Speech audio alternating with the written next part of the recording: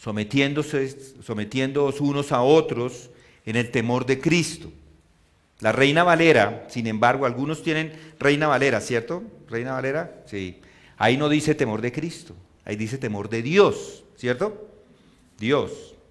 La Biblia de las Américas dice temor de Cristo. Y la Nueva Biblia de las Américas también dice temor de Cristo. Quiero aclararles que esta diferencia textual no es un tema de discusión entre los grandes eruditos que hacen la crítica textual. En su mayoría, todos los estudiosos afirman que ahí es el temor de Cristo, no el temor de Dios. Lo que pasa con la Reina Valera es que es una traducción del texto original Textus Receptus, que es un texto más moderno, y allí dice Dios. Pero pienso que el copista quiso hacer una corrección al texto original y en vez de poner Cristo puso Dios cuando se hacían las copias. La Biblia de las Américas es una Biblia más antigua, unos textos, o está mirando unos textos más antiguos. Está mirando un texto que es el Nestlé Aland, versión 26, y la Nueva Biblia de las Américas está mirando el mismo texto, pero una versión número 27. Para darle un poco de resumen a lo que estoy diciendo, los textos más antiguos son mejores porque están más cerca y han tenido menos oportunidades de ser copiados. Hay menos oportunidades de adicionar o cambiar cosas. Pero al final, cuando vemos Cristo o Dios, uno diría, no es lo mismo, ¿cierto? Es como lo mismo, ¿no? Podría ser Dios o podría ser Cristo. Sin embargo, la que dice Cristo es una mejor traducción en este momento. Y sí, además del hecho de que sea Cristo, vamos a encontrar que eso le da un énfasis que el apóstol está poniendo ahí. Vamos a meditar en esto más en detalle en el futuro, el otro domingo. Pero ¿qué es lo que quiere decir? Es lo que es importante para nosotros esta mañana. ¿Qué es lo que quiere decir el apóstol con estas palabras? ¿Qué es lo que el apóstol está haciendo aquí en este momento? Y yo creo que lo primero que está haciendo acá el apóstol es continuar con el argumento que venía desarrollando en los versículos anteriores. Y al mismo tiempo presentar lo que va a decir en los versículos siguientes. Es un versículo tipo sándwich, porque está en la mitad de dos grandes temas y sirve para ambos lados. Si analiza los versículos anteriores, es una característica adicional a ser llenos del Espíritu Santo, el sometimiento. Y si recuerdan, ya hablamos acerca de las características de ser lleno del Espíritu Santo, hablamos de algunas de ellas. Una persona que está llena del Espíritu Santo expresa, como lo vimos en el versículo 19, se expresa hablando con vosotros, con salmos, con himnos, cánticos espirituales, cantando, y si recuerdan también dice alabando al Señor en vuestros corazones. Además siendo agradecidos, si recuerdan el versículo 20, ahí lo dice, dando siempre gracias por todo al Dios y Padre en el nombre de nuestro Señor Jesucristo. Ahora entonces el apóstol nos da otra característica más, sometiéndose unos a otros en el temor de Cristo. Y ya veremos lo que significa esto de someterse en unos minutos. Y segundo, lo que está haciendo aquí el apóstol es que aplica esto de someterse en los versículos que siguen. Las mujeres, dice ahí en el versículo 22, las mujeres estén sometidas a sus propios maridos como al Señor. Hijos, dice más adelante en el capítulo 6, versículo 1, dice, hijos, obedeced a vuestros padres en el Señor porque esto es justo. Y más adelante, en el versículo 5, el capítulo 6, dice, siervos, obedecer a vuestros amos en la tierra, con temor y temblor, con la sinceridad de vuestro corazón como a Cristo. Estos tres sometimientos que encontramos allí son ilustraciones separadas que nos da Pablo en estos versículos, de este principio fundamental. Principio que siempre debe regir las relaciones que tenemos nosotros los cristianos. Entonces, ¿qué significa? Vamos a qué es lo que significa sometiéndonos unos a otros. Para que se haga a una mejor idea de lo que significa someterse, los deportes nos ayudan. Algunos de ustedes probablemente conocen algunos deportes en donde lo que yo voy a decir igual aplica de la misma forma. Pero para mí el mejor deporte, para poder explicar esto, es el fútbol americano. En este deporte no hay lugar para individualidades. No es como el tenis o la natación o el atletismo, en donde cada deportista casi que corre solo o nada solo. No es un deporte de equipo. Puede que tengan un entrenador y dicen, bueno, es que es parte, el entrenador también hace parte del equipo. De pronto pueden hacer una prueba de relevos donde cada uno de los atletas está haciendo su parte. Sin embargo, el fútbol americano, en ese deporte encontramos un deporte de equipo, principalmente, en donde cada uno de los atletas, cada uno de los jugadores tiene que hacer su parte. Cuando alguno no la hace, todos pierden. Todos dependen de cada uno y no hay lugar para individualidades. Cada jugada se planea en los entrenamientos muchas veces. Cada jugada se practica miles de veces, podría decir, hasta que salga lo planeado. Y cuando alguno del equipo se olvida de hacer lo que tiene que hacer o se deja engañar por el oponente, pueden perder el partido. Esto lo vivimos con nuestros hijos. Ellos practicaron este deporte, ellos entrenaban todos los días y cuando alguno se distraía, todo el mundo pagaba el pato. Es similar en el ejército y de hecho la palabra tiene ese sentido de sometimiento, como el sometimiento en la milicia, que hay rangos, la gente se somete dentro de la milicia. En el equipo de mis hijos, si alguno se distraía en el entrenamiento porque se iba para la luna, porque a veces pasa, se van, se quedan por allá pensando en lo que no deberían estar pensando y no están focalizados, todos en el equipo eran castigados. Y a todos esos días les tocaba a todos hacer más ejercicio. Eran las 6 de la tarde o 6:30 cuando terminaban y si alguno se equivocaba, otra media hora de correr. Era durísimo porque no se puede equivocar. Todo el mundo tiene que estar haciendo lo que tiene que estar haciendo por el bien del equipo. Cada uno tiene una obligación en la cancha. Cada uno no funciona como individuo, sino como subalternos bajo el liderazgo de un líder, del líder del equipo. En el fútbol cada jugador renuncia a ser individualista y debe seguir la jugada planeada y no otra. Son miembros del mismo equipo y cada jugador está obligado a hacer lo que el equipo tiene planeado. La meta es foco. Foco es en lo que le toca hacer y cada uno debe hacer su parte. Y si la hace y no se distraen, les va bien. Esto es un ejemplo claro de sumisión. Someterse con un propósito mayor. Y esa es la idea de la sumisión bíblica en la vida del creyente. ¿Y cómo se da esto en la práctica? No basta con decir palabras y decir es que yo me someto. No bastan, las palabras no son suficientes. Nuestro Señor se los dijo a los discípulos, dice, si sabéis esto, seréis felices si lo practicáis. Eso dice Juan 13:17. Por eso les digo que es un regalo de Navidad que Dios tiene para ustedes, porque van a ser felices si lo practican. ¿En qué consiste entonces? ¿Qué significa someternos unos a otros para lograr un propósito mayor? De esto vamos a hablar por varias semanas. Por lo tanto, quiero que antes de que entiendan qué es someterse, primero pensemos en la palabra sometimiento. Antes de ver el propósito final, quiero que dejemos claro qué es someterse. Pensemos en lo que no significa. ¿Qué no significa someterse? Primero, someterse no equivale a poner a alguien en el lugar de Cristo. Recordemos Colosenses 1:18. Él es también la cabeza del cuerpo que es la iglesia. Él es el principio, el primogénito entre los muertos, a fin de que Él tenga en todo la primacía. Él es el que tiene la primacía, es decir, es Él el que está por encima de todo. A Él se le debe el mayor sometimiento. Y cuando Él habla, usted obedece, porque es el Señor.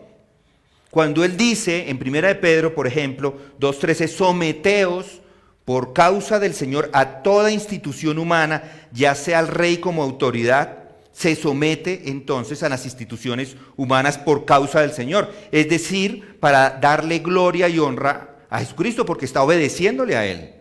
Cuando no se somete a las instituciones dadas por Dios, entonces no le está glorificando. Pero debo aclarar otra vez, nunca nadie por encima de Cristo, nunca. Esto porque nadie está por encima de Él. Entonces eso es la primera característica de lo que no es sometimiento. No es poner a alguien en el lugar de Cristo. Tampoco la sumisión quiere decir que no piense. La mayoría de los problemas en este sentido se dan porque la gente no piensa. Actúan sin pensar. Y esa es la mayor causa de enfrentamientos y de disputas y de infelicidad en casi todas las relaciones de la vida. Si solo las personas pensaran antes de hablar, o antes de mirar, o antes de actuar, ¿qué diferencia habría? Pero el problema con el hombre natural es que no piensa. Tiene una idea y ahí mismo la expresa. Tiene un sentimiento y quiere ponerlo en funcionamiento de inmediato. Le llega un impulso y actúa. Y por el contrario, el cristiano es un hombre que se rige por la verdad, se rige por principios, es sabio y piensa antes de actuar. ¿Cómo hace para ser sabio? Para poder pensar.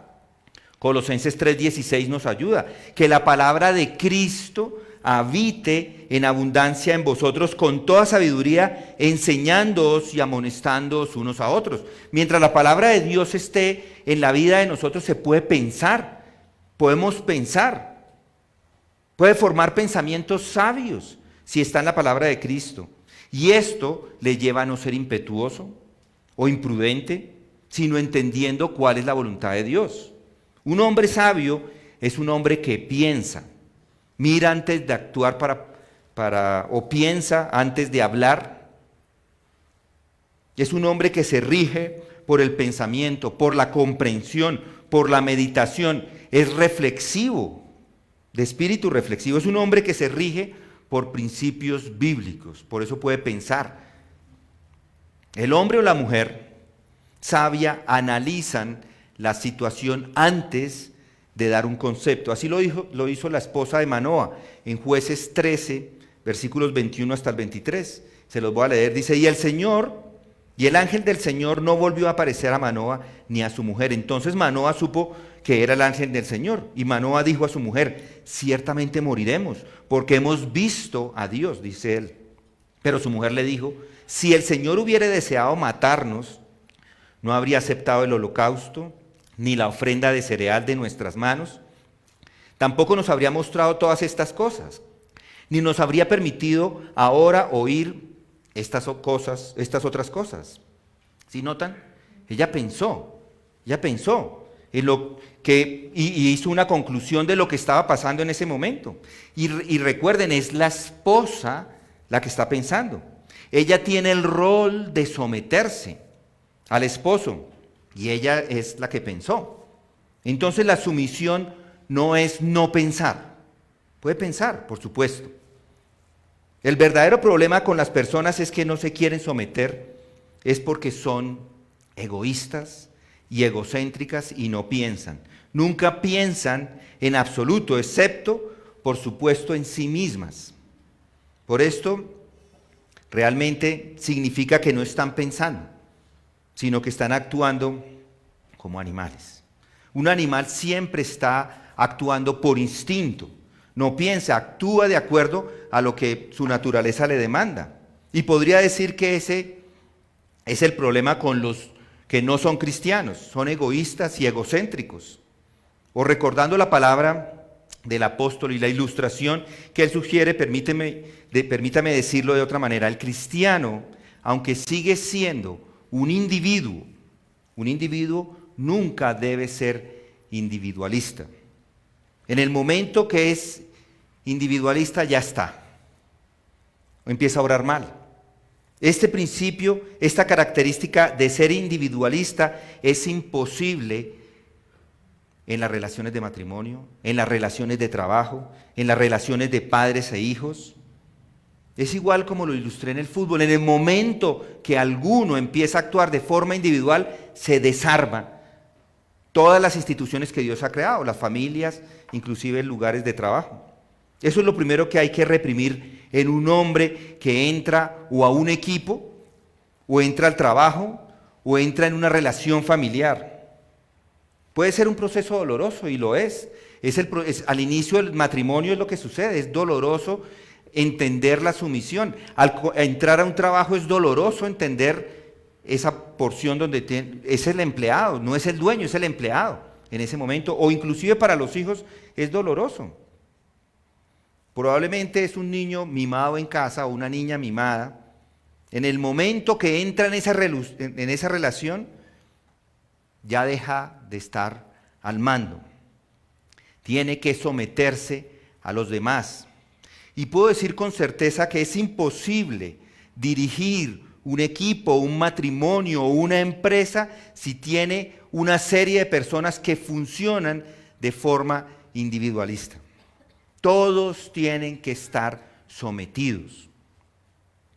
La sumisión, una tercera característica, tampoco es dar por perdidos todos los esfuerzos por influenciar a la otra persona.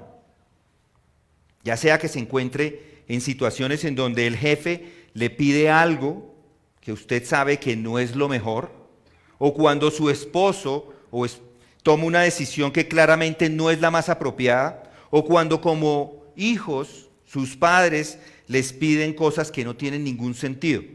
Entonces, ¿qué debemos hacer? Obedecer, ¿cierto? Pero puede influenciar a esa persona. Para esto hay armas espirituales para influenciar a los otros. La armadura de Dios, que vamos a estudiar en detalle más adelante, Efesios 6:10 al 18, ceñida vuestra cintura con la verdad. Mientras esté hablando verdad, si todo lo que conoce es verdad, es más fácil influenciar a otra persona. Revestidos con el corazón de la justicia, si obra correctamente, es fácil influenciar a otras personas. O calzados los pies con el apresto del evangelio de la paz, si vive una vida en paz, por supuesto. O el yelmo de la salvación. Esa sería una herramienta. Otra es la oración. Ore. Si está en una situación de trabajo muy complicada y le están pidiendo cosas que no tienen sentido, entréguele eso al Señor, como dice Filipenses 4. Entréguele todo al Señor en oración y súplica. Otra herramienta o arma es la quietud, la pureza o el temor de Dios. Primera de Pedro 3:1 le dice: asimismo vosotras, hablándole a las mujeres, estad sujetas a vuestros maridos, de modo que si algunos de ellos son desobedientes a la palabra, puedan ser ganados sin palabra alguna por la conducta de sus mujeres, al observar vuestra conducta casta y respetuosa. Venciendo al mal es otra herramienta con el bien. Nunca paguéis a nadie mal por mal. Nunca. Mal por bien. Se recibe mal, se paga con bien. Romanos 12:17 hasta el 21. Una lengua suave. Con la mucha paciencia se persuade al príncipe, y la lengua suave quebranta los huesos, Proverbios 25:15. Entonces, las palabras suaves también pueden ayudar a influenciar a otra persona. Hablando la verdad en amor, como dice Efesios 4:15. Hablando la verdad en amor, reprendiendo al hermano. Si el hermano está en pecado, se puede con amor reprenderlo, como dice Mateo 18:16. Con paciencia, otra herramienta. Con paciencia, Eclesiastés 10:4 dice: si la ira del gobernante se levanta contra ti, no abandones tu puesto, porque la serenidad suaviza grandes ofensas. Dulzura de discurso, sean palabras suaves. Proverbios 16:21. Estas todas son formas de influenciar la decisión de otra persona. Entonces sí es posible. Cuando estamos hablando de sometimiento, no estamos diciendo que usted tiene que hacerlo todo. Es posible influenciar a otras personas si se encuentra en una posición de esposo, de esposa, o de hijo, o de empleado. Pero al mismo tiempo debe tener en cuenta por qué quiere influenciar a la otra persona. Piense en eso. Para hacerlo siempre analice la motivación detrás. Pregúntese por qué quiero cambiar esa situación, por qué quiero cambiar la decisión que ha tomado esa persona. Y si es una motivación genuina, es decir, que sinceramente piensa que esa no es la mejor decisión, utilice estas formas de comunicación respetuosas en la oración, de todas estas herramientas o armas espirituales que tiene a su disposición. Y tenga en cuenta que si no cambian de decisión o punto de vista, puede que nunca cambien, puede que yo ore y esa persona sigue en camino a esa decisión. La pregunta que debe hacerse es, ¿viola la palabra de Dios lo que me está pidiendo hacer? Si lo que le está pidiendo hacer viola la palabra de Dios, entonces puede rehusarse a hacerlo. Pero si no viola la palabra de Dios, no pasa nada. Es que yo quiero esta casa y usted quiere esta casa. Y porque yo tratando de influenciarlo porque a mí me parece que es mejor negocio, de pronto mi esposa ustedes mujeres están influenciando a su esposo a tomar una decisión diferente porque le parece que es diferente. ¿Qué más da? No están violando la palabra de Dios. Entonces, la que el Señor quiera en ese momento. ¿Sí o no? ¿Están conmigo? Los hombres, claro. Pero ya vamos a hablar de ellos. Ya les va a tocar en los versículos siguientes, ya veremos.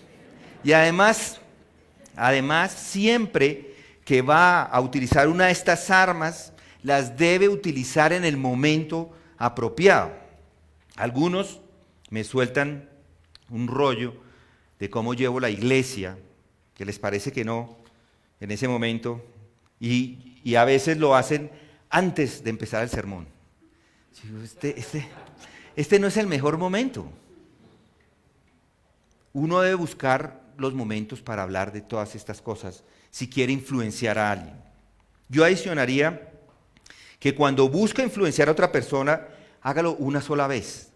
Hágalo una sola vez, porque si no, una y otra vez, es que yo quiero que él cambie, y otra vez vuelven al mismo tema.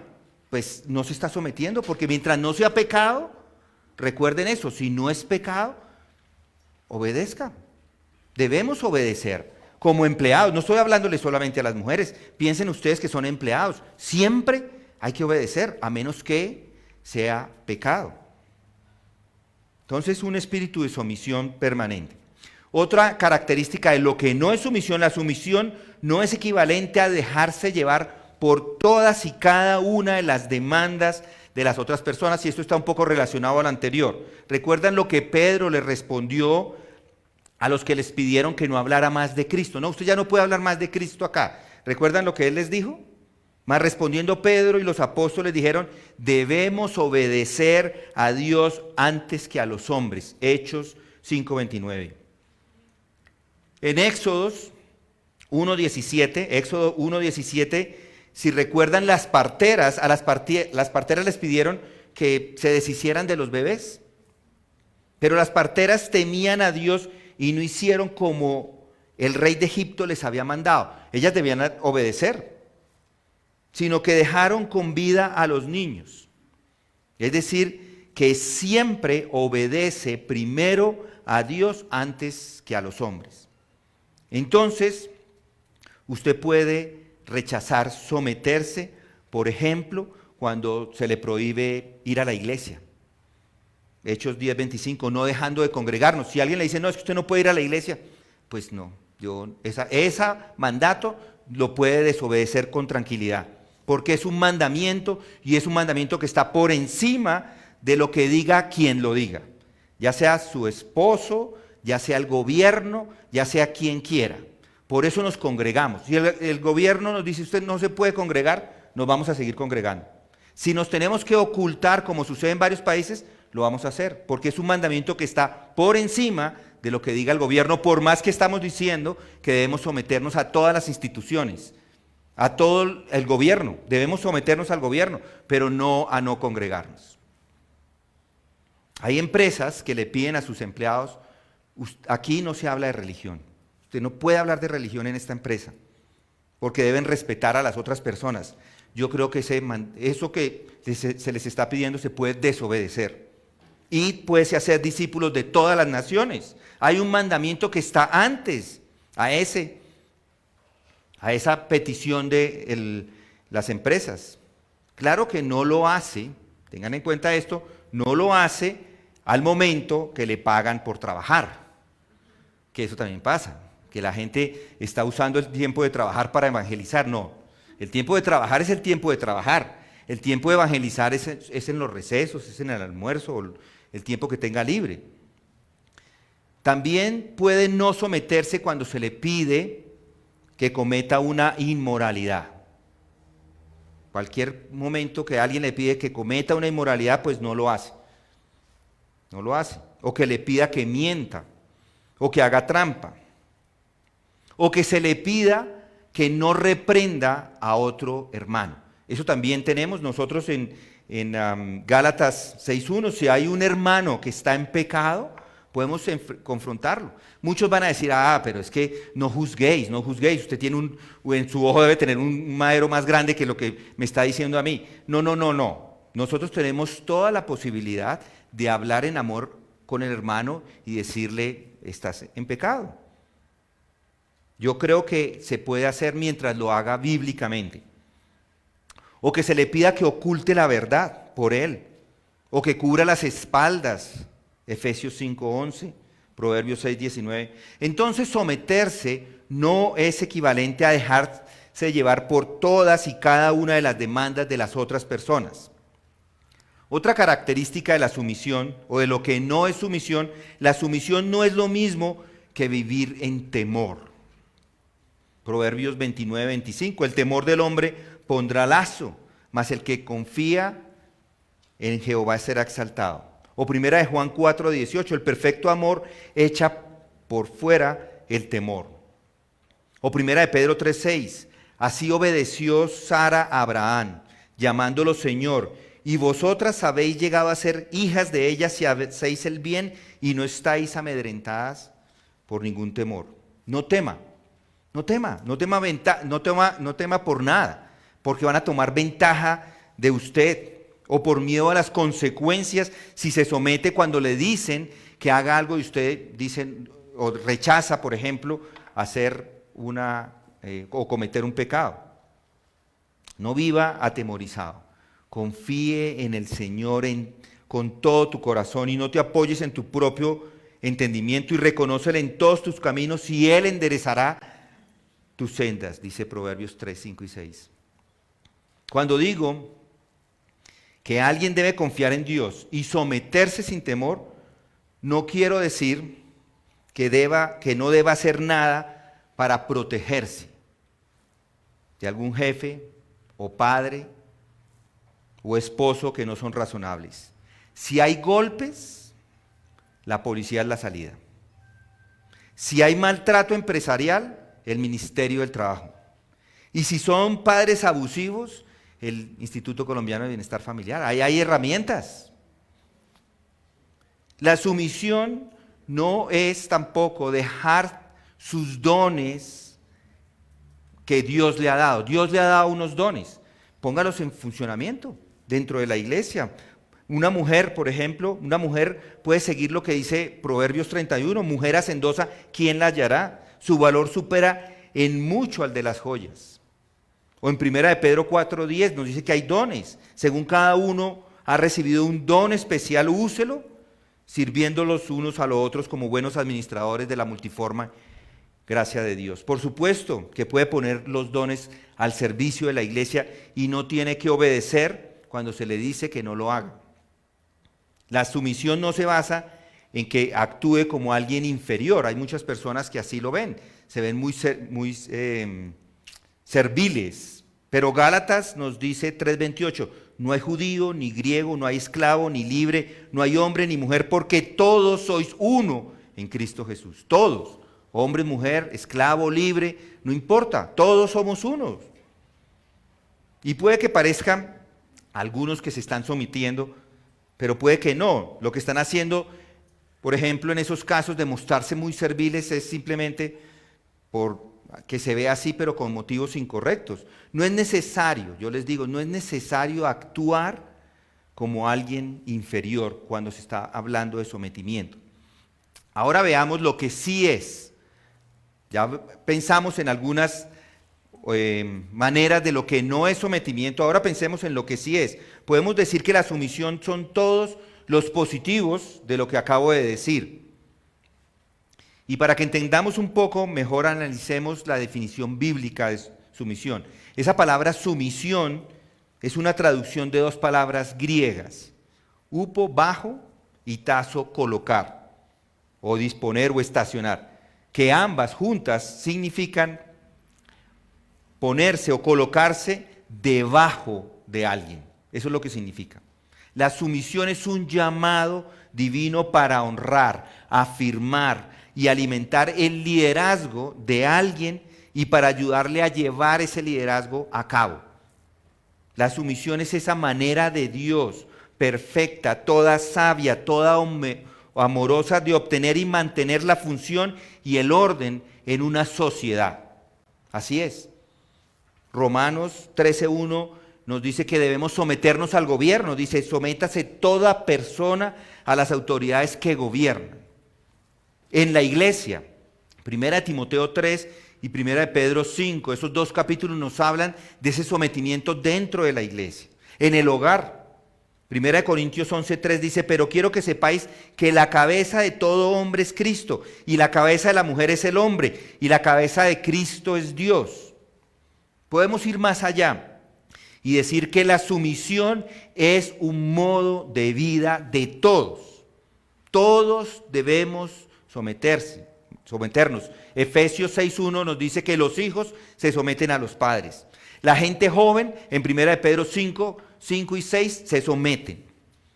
En Efesios 6 y Colosenses 3:4, los empleados se someten. En Romanos 13, toda la gente, sométase toda persona, dice a las autoridades. Todos los creyentes se someten a Dios, Santiago 4.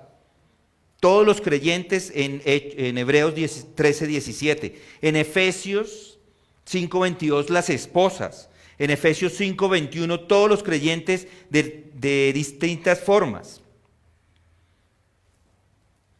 La sumisión la podemos analizar en tres sentidos. Primero, como al Señor, como dice Efesios 5:22, como al Señor. Esa sería la manera, completamente. En Efesios 5:24, como la iglesia está sujeta a Cristo, ese es el modelo. Tenemos un modelo de cómo se somete, como la iglesia se somete, así debemos nosotros. Y el medio es por medio del Espíritu Santo. Sed llenos del Espíritu Santo. Ya lo hemos estado viendo, Efesios 5:18, sed llenos del Espíritu Santo. Mientras es lleno del Espíritu Santo, tiene esa posibilidad de someterse. La sumisión, mis hermanos, es un asunto voluntario. Es algo que usted decide hacer, decide escoger ser sumiso. Porque podría estar dentro de una empresa, se le pide que haga algo y definitivamente no lo quiere hacer o lo hace a regañadientes. No, se hace y se hace con gusto. Voluntariamente dice, ok, voy a obedecerle. Piensen en lo que sucedió con Abraham y su hijo en Génesis 22, ¿lo recuerdan? ¿Qué sucedió con él? Dios le pidió algo muy grande.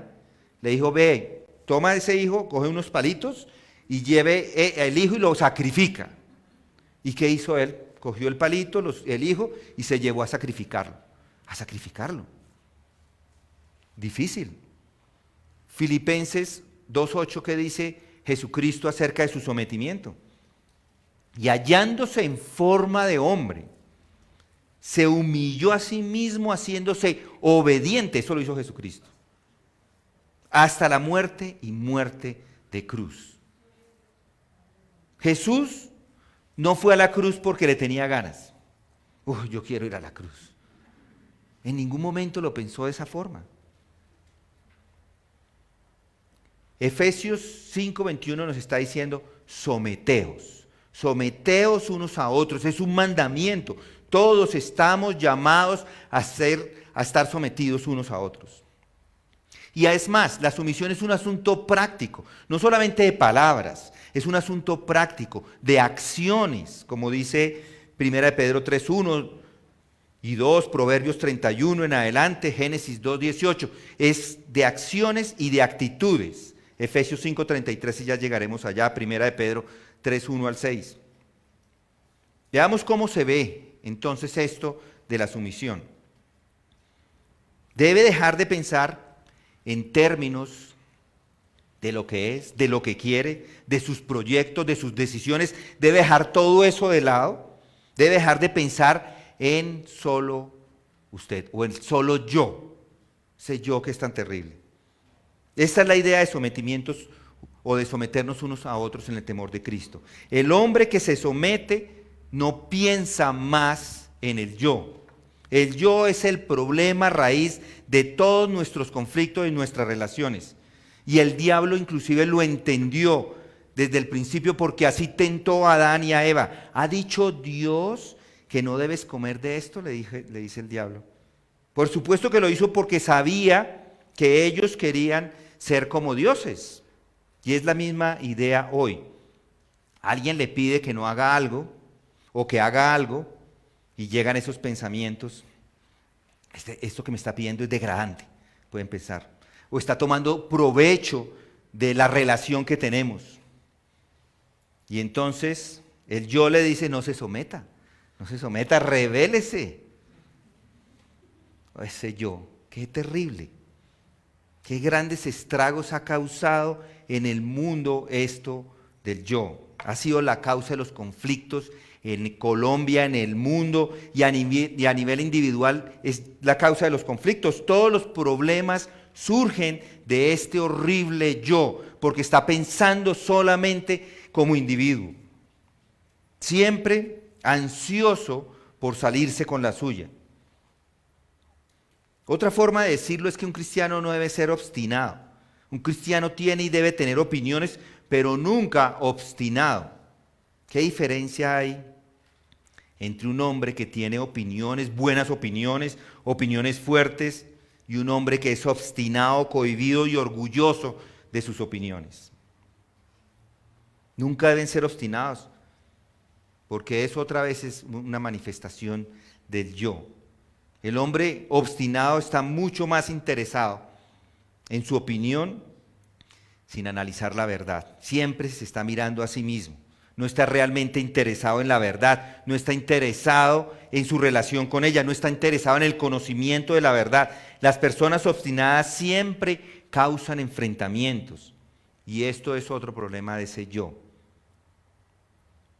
Tal vez quería llegar también inclusive a esto. Esto no solamente se da en las personas que están en sumisión por otras. A veces hay personas que están en liderazgo y toman también un control inapropiado de su liderazgo. Pablo les escribe a los líderes, dice en 1 de Pedro 5, les dice, por tanto a los ancianos entre vosotros, exhorto yo, anciano como ellos y testigo de los padecimientos de Cristo y también participante de la gloria que me ha de ser revelada. Él se está dirigiendo en este momento, Pedro, a los ancianos porque esta es una tentación particular de aquel hombre que está en el liderazgo, aquel hombre que se convierte en anciano.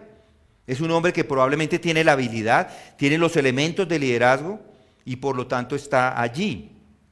Y debido a eso está particularmente expuesto a un peligro. Y Pedro se los dice, pastoread el rebaño de Dios entre vosotros, velando por él no por obligación, sino voluntariamente como quiere Dios, no por la avaricia del dinero, sino con sincero deseo. Tampoco como teniendo señorío sobre los que han sido confiados, sino demostrando ser ejemplos del rebaño. No debe enseñorearse del rebaño en la iglesia, es lo que les está diciendo. Los ancianos entonces deben ser buenos ejemplos. Igual sucede, este mismo ejemplo lo podemos poner en el trabajo. Si usted está en el trabajo, no debe enseñorearse de sus empleados. Lo mismo sucede en la casa, no debe enseñorearse de su esposa.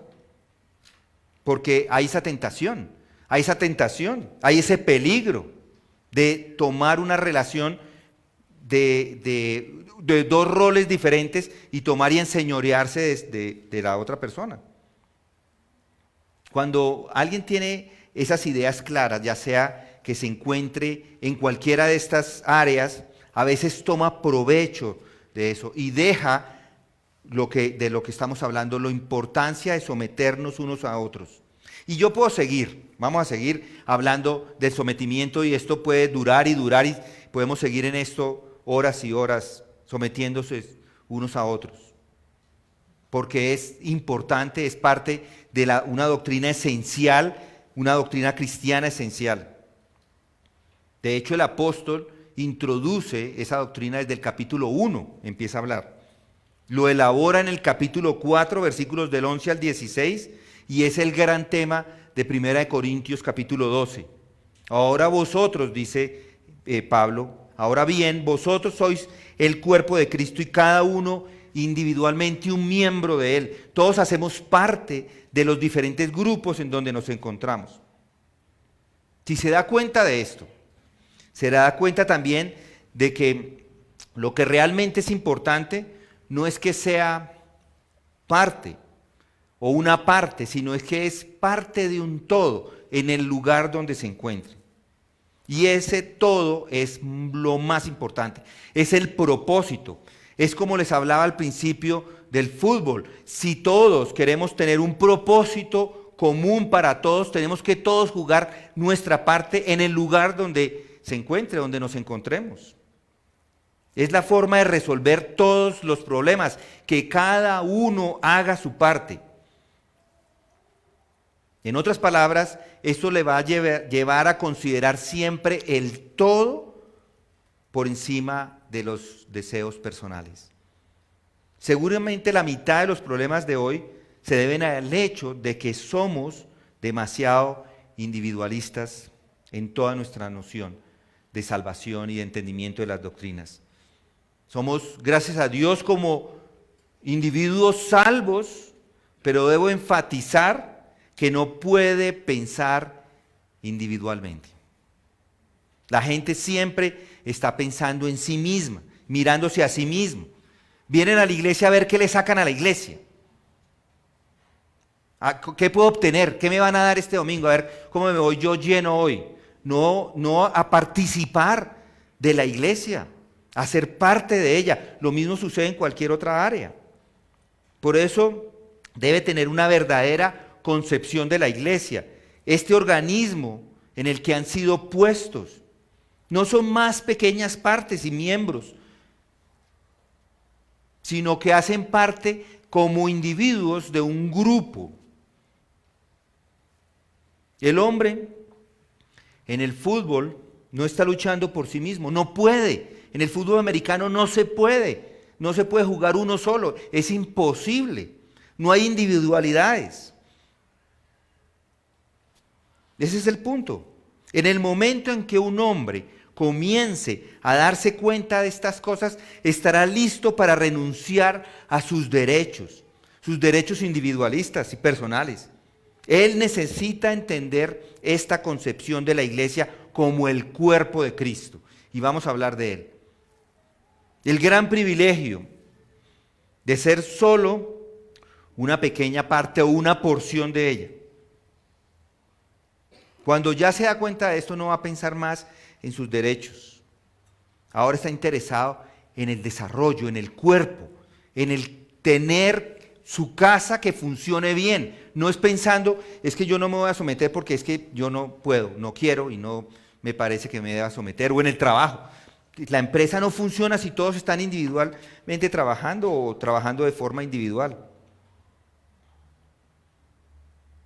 Juntos vamos a ver cómo la iglesia, juntos, esta organización, este organismo vivo que Dios nos ha dejado, este organismo vivo, cómo Él mismo va a ir edificándola y creciéndola por medio de que cada uno de nosotros ponga de su parte.